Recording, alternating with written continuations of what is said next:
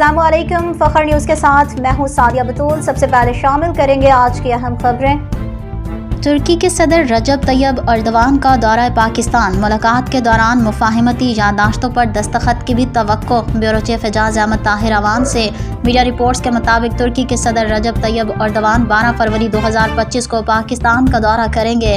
اس دورے کے دوران وہ وزیر اعظم شہباز شریف کے ساتھ 13 فروری کو Pakistan Türkiye high level strategic cooperation council کے 7ویں اجلاس کے مشترکہ صدارت بھی کریں گے۔ اس موقع پر دونوں ممالک کے درمیان زرعی اور اقتصادی تعاون کو فروغ دینے کے لیے متعدد مفاہمتی یادداشتوں پر دستخط کیے جانے کا امکان ہے۔ پاکستان اور ترکیہ کے وزارت قومی غذائی تحفظ و زراعت کے سینئر حکام نے زراعت اور لائف سٹاک کے شعبوں میں مستقبل کے تعاون کے لیے ایک ایکشن پلان پر تبادلہ خیال کیا ہے۔